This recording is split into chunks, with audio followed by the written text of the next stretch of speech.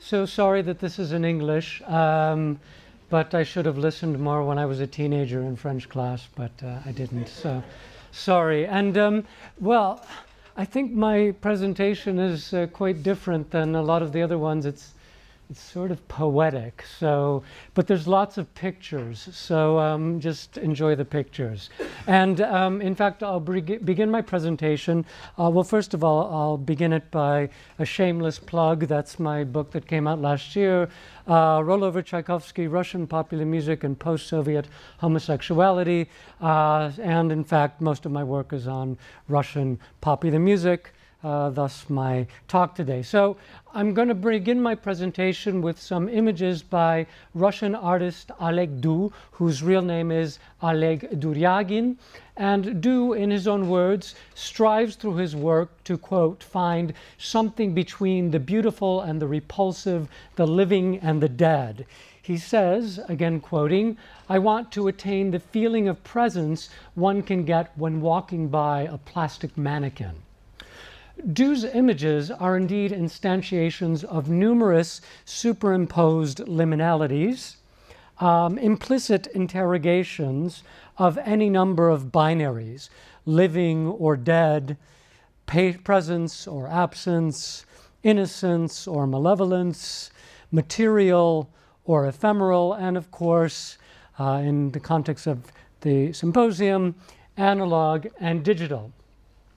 That the de facto interrogation of a binary logic via yet another duality suggested by the images, specifically flesh and technology, has often functioned as a foundation for the interrogation of asymmetrical power structures, serves as a reminder of the myriad ways that the technological has often been invoked by any number of queer, feminist, or post-humanist theorists, offering, as it does, a way of thinking past the strictures of specific constructions of repressive corporeality. Extending these further, contemporary digital technologies may be figured as potentiators of agency that move beyond the specific body to the public domain, where everything from laptop pop to the interaction of social media and social movements serve as living examples of how the various means of production have been wrested from exclusive control by multinational corporations. And yet, a generic technological in the realm of expressive culture has often been cast as a menace to the authentic, the present, the real, and the digital in particular has been cast as cold or lifeless. Highlighting the fundamental links between sound and sociocultural well-being, ethnomusicologist Alan Lomax warned decades ago of a cultural grayout via, as he says, an aggressive and economically motivated communication system which would obliterate the local, leaving, quote, whole generations with a sense of belonging nowhere. Indeed, the dissolution of space and place has been theorized in the context of modernity, postmodernity, and supermodernity, with Marc Augé, for example, positing the present absence of the non-space, a theorization which has had considerable resonance for many. Iverson, for example, draws upon Augé in his analysis of YouTube, a putative non-place arguably on many levels, with implications echoing Lomax's earlier warnings regarding the corrosive effects of digital technologies on real spaces and places. But a suggestion that such sites of digitized audio-visuals like YouTube are examples or causes of a post-millennial cultural grayed-out, a loss of the rooted self, a capitulation to the virtual, is to ignore the specificities or even the atmospheres, as Martina Leu has called them, that obtain in discrete sites where music and digital mediation coalesce. And here I will turn to Russia. Internet usage in Russia has increased at a staggering rate since the turn of the century. They were around 2% in 2000 and now over 70%, with domestic users creating, contributing to, and utilizing innumerable music-related sites. One can, for example, simply by typing a few keywords in Russian using the Cyrillic alphabet into any search engine, and you can come up with countless MP3 download sites or torrents. And it's notable that on the majority of these sites, Russian songs and artists are as numerous as, or often eclipse, those from the Anglophone West. Russian language music news sites are common, and Russian shows based on Western originals are also common, from Tu cara me suena to The Voice. And while many of these shows, well, also to note, many of them you can find on the Russian version of Facebook of Kontaktia, and on Kontaktia you can view probably almost every show you want to watch until someone gets wise and then they shut down the site and then another one opens up 2 minutes later. Okay, and while these shows may feature songs and impersonations of Western artists, they are largely geared towards presentations of Russian songs and singers. Also, de facto archives of the musical past have also appeared. This one is Sovietskaya Muzika, Soviet music, including, as this one, comprehensive repositories of Soviet-era song. Even YouTube now, and it has for years, which many consider a type of archive, YouTube has a home for Russian artists via this Vivo-like Elo channel, which now is at nearly 2 million subscribers with nearly 2 billion views. The Russian artists at home on Elo are not, of course, sealed off from the streams of digital sounds and images, and many of the artifacts they have exhibit complex interactions between domestic and international, a frequent gloss for Western, discourses and aesthetics. The song Na Na Na, for example, which is a collaboration between Russian group Vintage and Russian DJ Bobina, is, if we listen to the sound alone, it may seem that it's indicative of the ways that the domestic production has been obliterated by a voracious and ineluctable Tiesto or David Guetta-like pop trance aesthetic.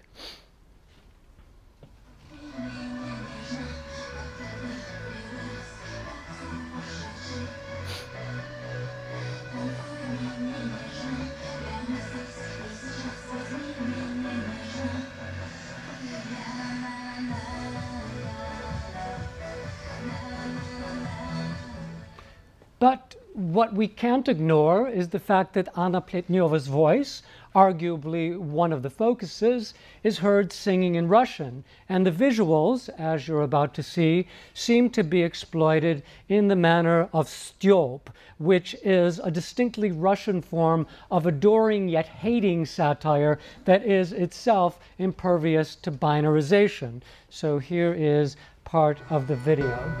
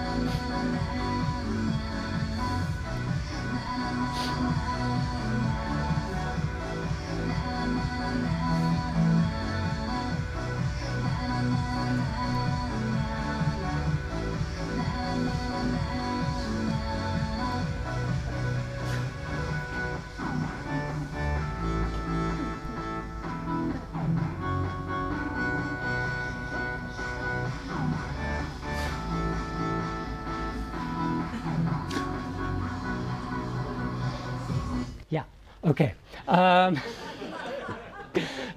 As another example, while DJ Groove's song New Day, which is a collaboration with Ukrainian artist Dekibo, moves to English, and it's one of his few tracks in English, it enlists a similar global dance trance aesthetic.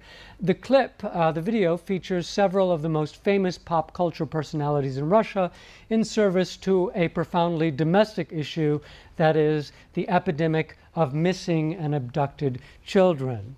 So it says every year in Russia, 15,000 children are lost, and only together can we save their lives.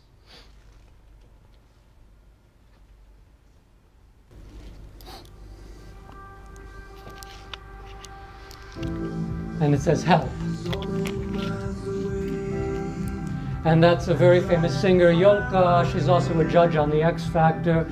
So what they're doing is obviously showing the pictures of the children and then turning it over and showing the name and the age of the child. This guy's a comedian. I don't remember his name.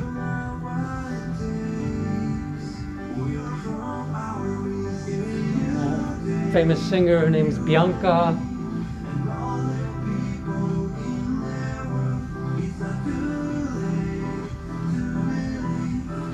And another famous singer, Mitya Fomin, etc., etc., etc. Okay, yeah.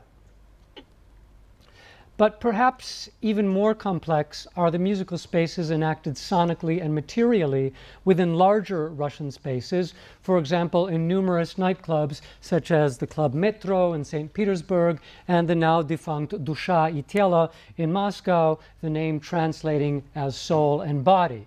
In these spaces, particularly in Dusha and Telo, while it was often the case that the main larger dance floor featured cutting-edge, of-the-moment tracks largely from Western Europe and the US, there were also generally smaller spaces within the club where mixes of Russian popsa was played, and these spaces were almost without exception packed to overflowing. The dissemination and presentation of both such types of sounds were, of course, contingent upon numerous levels of digitization, but it's not my intent to posit eternally discrete Russian or Western sounds and spaces, as the very fact that people moved through the clubs, through the various sonic environments, gives a lie to any illusion of separability. Rather, we might more productively conceive of sounds not as technological commodities, but as things, to use Tim Ingold's sense of the word, things that come to life in use, parts and constituent of meshworks that can never be understood as a relation between an A and a B, a digital immateriality and an embodied materiality, a digital choice of this or that. In this regard, it is also valuable to approach sound as indeed sound, enlisting Nancy's formulation of resonance or resonance and the perpetual referral of sounds and subjects, selves being formed in the echo of the other. Nancy's focus on the sonic, on sound as sense prior to intention and signification, although I don't know if that's possible, allows for the possibilities of moving past the belief in text and ideology as the central components to the formation of the self, and of creating alternatives to a reified figuration of an inevitable digital technological determinism, something suggested perhaps unwittingly by Simon Reynolds in his otherwise excellent book, Retromania. I think we clearly must, and I think we clearly do, in fact, interrogate the very notion of a digital era, and I think Philippe mentioned that this morning, noting, as Keith Negus does in his critique of popular music historiography, that constructions of supposed births and deaths of eras occlude much more complex and multivalent realities. And we must also question the supposed break between new and old media, as suggested by Stauff and Keilbach in their analysis of allegedly stable mediums such as television. Moreover, we must, and again I think we do, understand that experiences of and discourses about digital media often taken as synonymous with modernity, are not universal, but they're experienced in specific socio and geocultural locations. In this regard, while Russians have indeed embraced and entered the digital superhighway and have embraced the technological artifacts that enable their participation, there do remain cultural discourses and dynamics that gesture toward a mistrust of what might be seen as a sometimes implicit, sometimes explicit alignment of modernity, technology, and the West, and the detrimental effects these have on quote-unquote Russian culture. As one example that does not specifically engage the digital but signals the way that certain hierarchies of worth operate, I'm going to note the not infrequent comparisons that I find online between Lady Gaga and the Russian Soviet singer Zhana Aguzarova. And these, I did not put these together, these other people have put them together to show the comparison how Lady Gaga copies Zhana Aguzarova. In this comparison, the former is seen, perhaps due to her reliance upon image, as simply a product of the venal capitalist system that, as one poster said, kills everything beautiful in a person. And Aguzarova, by contrast, is seen as sincere, vulnerable, and sensitive. Here we have, oops, almost on. The modern mediated Gaga comparing negatively with the authentic Aguzarova. And part of this relates, I'm going to suggest, to embodiment, where on the one hand, the absent artist as sound and image contrasts with the present artist as corporeal subject. On a fundamental level, the very fact that we experience our material selves as profoundly analog may lead to an unexpressed or inexpressible othering of the digital. Our literal and figurative movements, for example, are never about point A and point B, but of entire arcs of movements, following Merleau-Ponty, between such points, points which are, of course, themselves always in flux. The analog body may be experienced as a material presence in contrast to the digital's virtual absence, predicated upon an either-or foundation that conflicts with our experience of movement and being. And to contextualize corporeality with respect to Russia, I want to suggest that this sense of embodied self is there in Russia amplified due to the discursive and experiential centrality of the body. From the positing of the body as the living symbol of the social organism played out, for example, via Fizkultura spectacles, to the current very troubling recourse to a type of gendered and biological determinism as the remedy for everything that is wrong in Russia. It may, of course, be argued that artists like Aguzarova are venerated not for their somatic humanity, but for their transcendence of such. This in line with Russians' valuation of dusha or dushevnost, soul or soulfulness.